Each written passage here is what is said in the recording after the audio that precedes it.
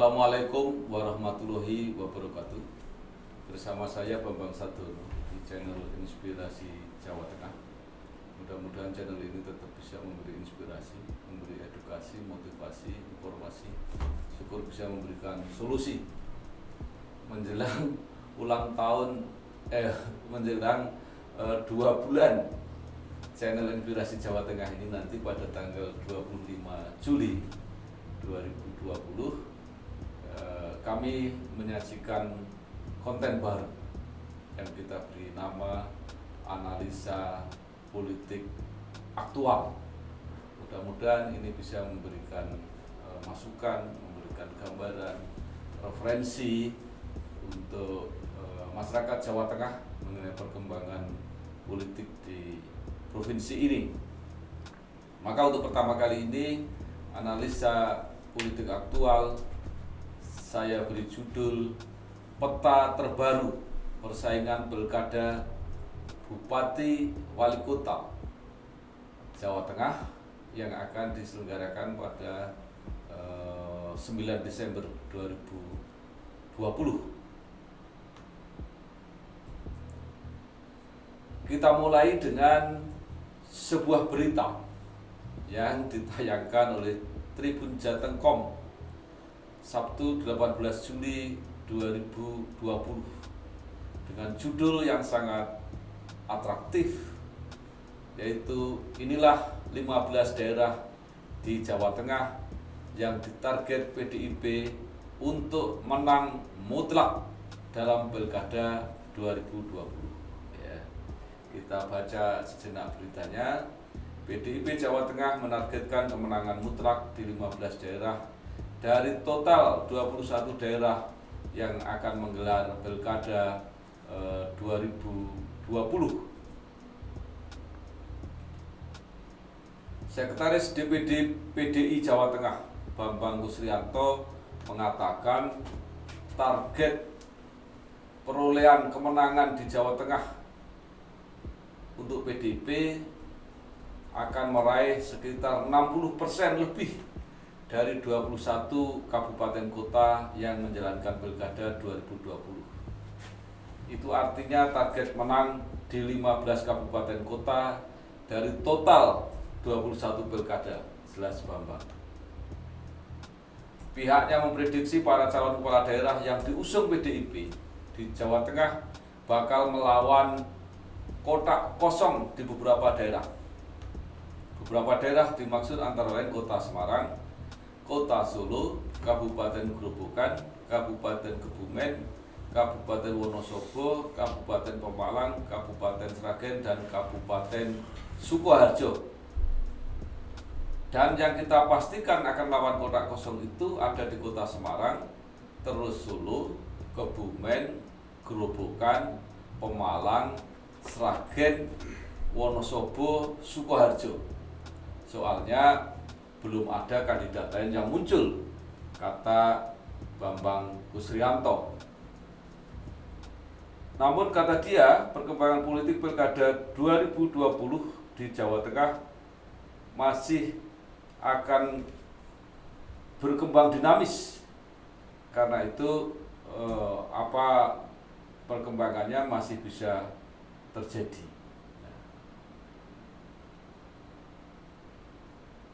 Disinggung mengenai jumlah calon yang sudah dapat rekomendasi, ia mengatakan kini masih menyisakan 4 pasangan calon yang belum diputuskan oleh PDIP, yaitu Kabupaten Rembang, Kabupaten Tegal, Kota Pekalongan, dan Kota Magelang.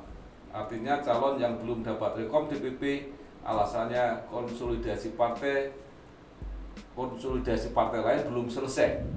Kalau sudah pasti partai lain sudah gabung, ujarnya.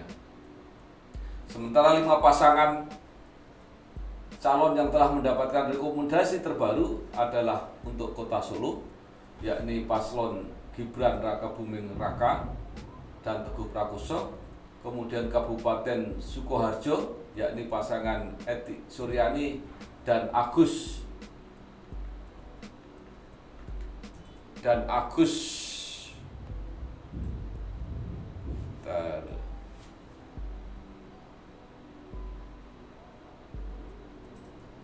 dan Agus Santoso. Kemudian Kabupaten Pekalongan yakni Fadia Arafik dan Rizwadi. Kabupaten Purworejo yakni Agustinus Susanto dan Rahmat Kabuli Jarwito. Dan Kabupaten Wonosobo yakni Afif Nur Hidayat dan Muhammad Albar.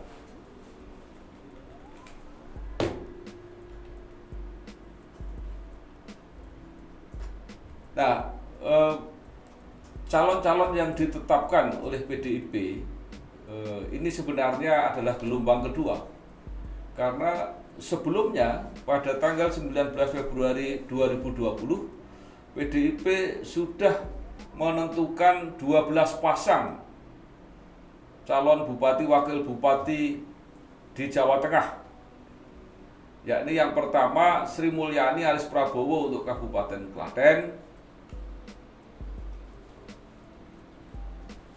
Sri Sumarni Bambang Pujianto untuk Kabupaten Grobogan, kemudian Estianah Joko Sutanto untuk Kabupaten Demak, Muhammad Said Hidayat Wahyu Irawan untuk Kabupaten Boyolali, Joko Sutopo Sriono untuk Kabupaten Wonogiri, Kusdinar Untung Yuni Sukawati dan Suroto untuk Kabupaten Sragen, Agus Sukoco Eko Priyono untuk Kabupaten Pemalang, kemudian Ngesti Nugroha dan M. Basari untuk Kabupaten Semarang, Hendrar Prihadi dan Hevearita Gunaryati Rahayu untuk Kota Semarang, Arif Sugianto dan Resta untuk Kabupaten Kebumen, Arif Rohman dan Tri Yulistiawati untuk Kabupaten Blora, serta Diah Hayuning Pratiwi Sudono dan Sudono untuk Kabupaten Purbalingga.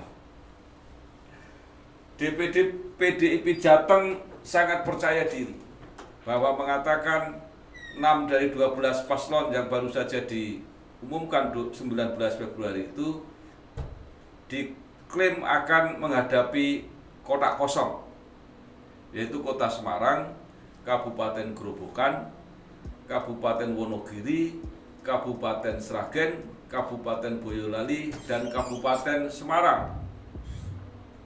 Nah, sekarang prediksi PDIP yang menyatakan akan menang mutlak di 15 kabupaten kota itu kira-kira ada di mana?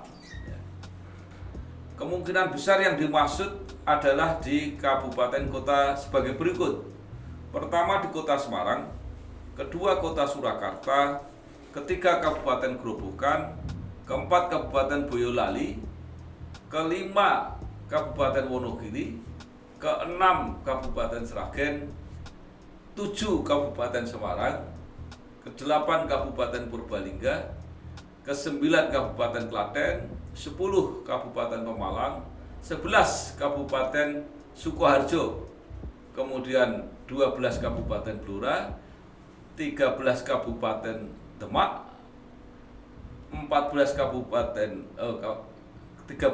Kebumen, 14 Kabupaten Demak, dan 15 Kabupaten Pekalongan. Nah, sekarang dari informasi berita tersebut, saya akan membuat beberapa catatan. Catatan yang pertama, Partai Demokrasi Indonesia Perjuangan di dalam musim pilkada kali ini telah mengambil kebijakan yang di luar kebiasaan untuk menetapkan calon-calonnya pada pilkada yang akan datang. Biasanya pada pilkada-pilkada yang telah berlangsung, PDIP selalu menetapkan calonnya pada waktu-waktu yang sudah mendekat dengan saat pendaftaran, seperti pada injury time, sehingga agak menyulitkan pasangan-pasangan dari partai yang lain. Apa ini maknanya? Bahwa jauh-jauh 19 Februari 2020 PDIP sudah menetapkan 12 calon yang akan maju di pilkada di kabupaten kota di Jawa Tengah. Kemungkinan besar rasa percaya diri yang dipunyai oleh PDIP ini, karena PDIP di Jawa Tengah memang telah menjadi market leader di bidang politik. Artinya menjadi pemimpin pasar yang mau tidak mau harus mengambil langkah dulu, karena langkahnya akan diikuti oleh partai-partai lain yang tergolong sebagai market follower. Jadi langkahnya tergantung dari apa yang diambil oleh market leader. Uniknya yang ditetapkan oleh PDIP ini di 12 daerah tidak semuanya adalah kader PDIP sendiri. Ya, suatu contoh misalnya di Demak, di Blora, dan sebagainya. Kemudian catatan yang kedua, PDIP percaya diri bahwa akan menang sedikitnya di 15 daerah kabupaten kota dan secara mutlak lagi.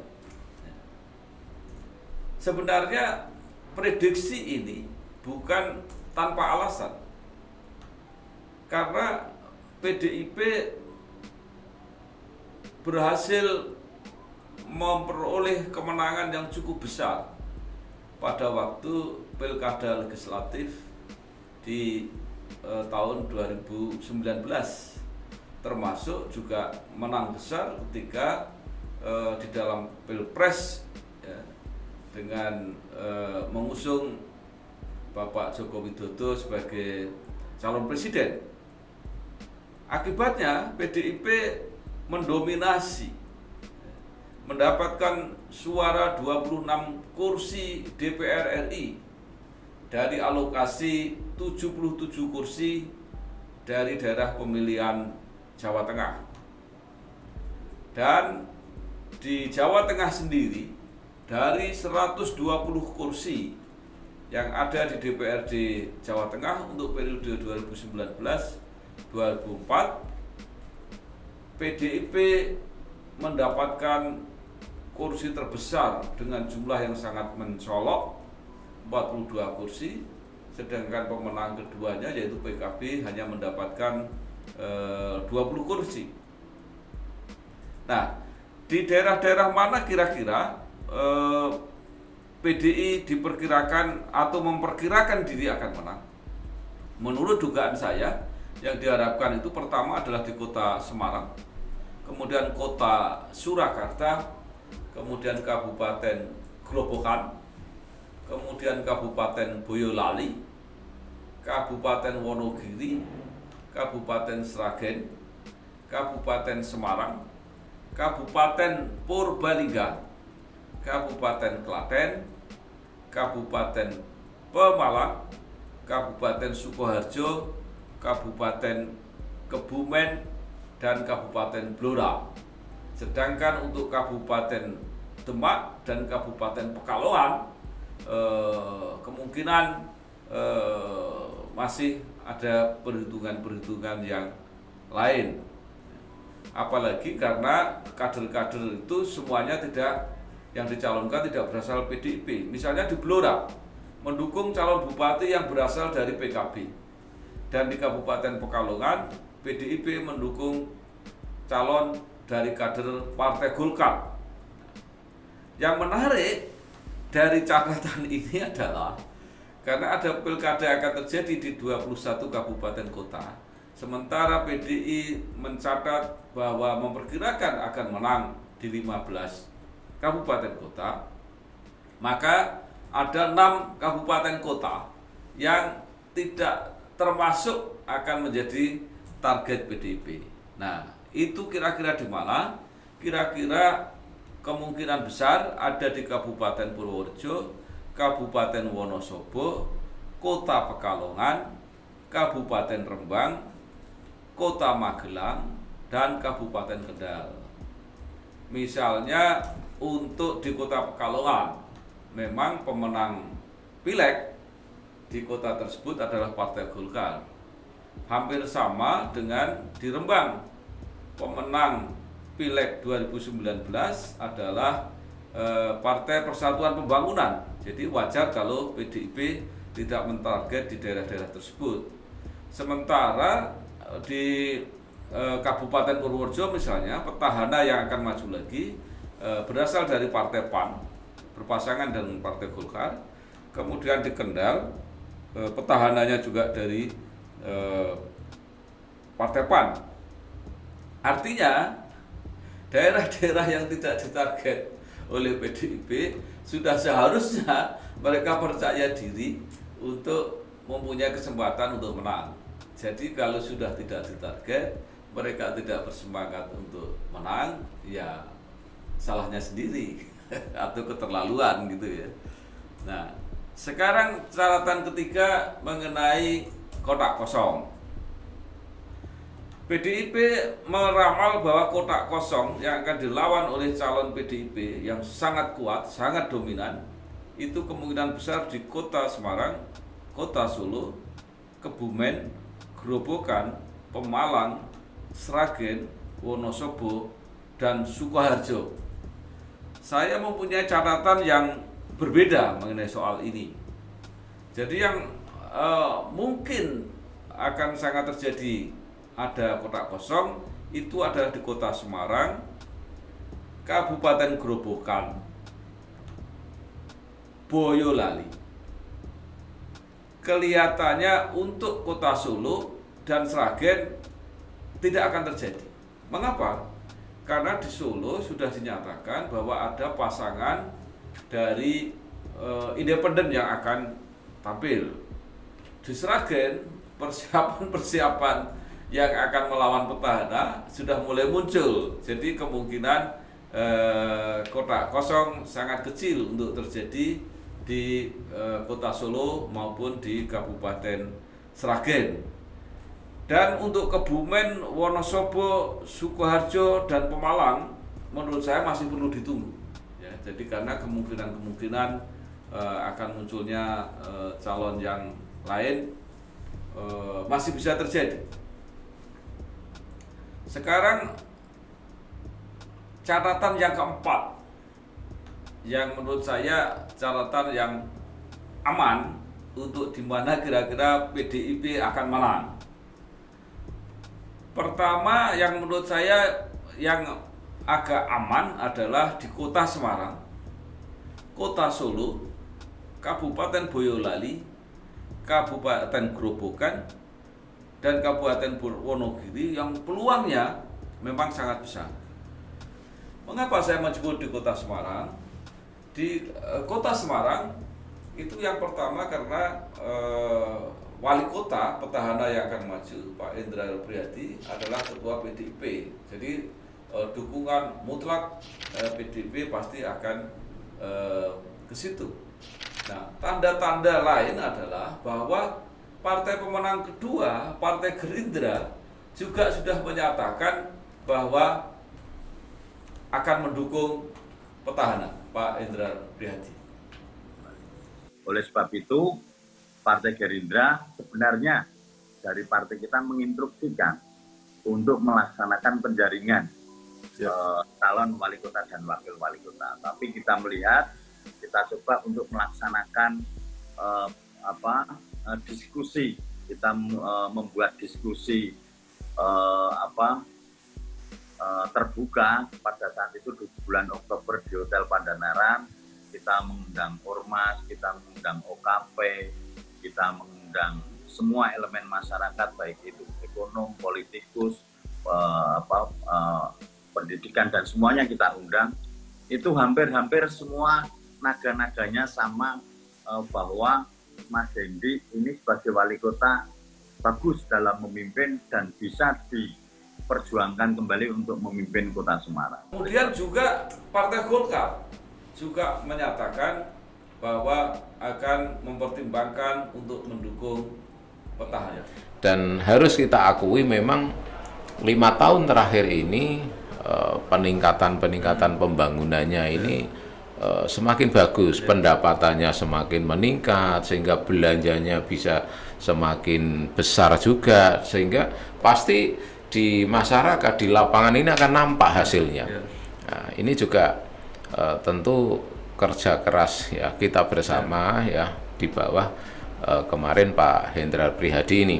Nah, sehingga kita memang sudah melakukan komunikasi politik dengan beliau ya, dan sementara ini dan sampai saat ini kita nanti memintakan rekomendasi ke DPP melalui DPD provinsi untuk Pak Hendrar Prihadi. Ya, jadi Kota Surakarta dengan sudah diputuskan calonnya, yaitu Mas Gibran Rakabuming Raka, yang tidak lain adalah putra Bapak Presiden Joko Widodo. Menurut saya persaingan sudah selesai. Jadi kemungkinan Surakarta akan dimenangkan dengan mutlak oleh Mas Gibran. Kemudian Boyolali juga sangat dominan, sangat kuat. Grobogan juga semacam itu, dan Wonogiri juga PDIP sangat dominan. Untuk daerah-daerah yang lain kita masih wait and see, perkembangan masih bisa terjadi. Jadi demikianlah ulasan atau analisa politik dari Inspirasi Jawa Tengah untuk kali ini mengenai peta terakhir persaingan calon-calon di Pilkada Desember 2020. Dan mudah-mudahan nanti juga akan menyusul analisis berikutnya, baik di bidang politik, bidang ekonomi, sosial, dan budaya. Sebelum kami tutup analisa ini, kami hanya ingin berpesan bahwa politik itu seperti sepak bola. Sebelum peluit terakhir ditiup, belum bisa dipastikan siapa yang akan menang. Kalau kata anak-anak muda, sebelum janur kuning melengkung, semua masih bisa terjadi. Harapan dan keajaiban masih bisa dimimpikan. Politik adalah kehormatan. Mari kita berjuang di bidang politik semata-mata untuk membangun kehormatan, bukan untuk yang lain. Terima kasih, sampai ketemu pada analisa politik aktual berikutnya, dan mohon berkenan memberi komentar dan apa yang kira-kira pantas kita bahas untuk edisi berikutnya. Sekali lagi terima kasih. Wassalamualaikum warahmatullahi wabarakatuh.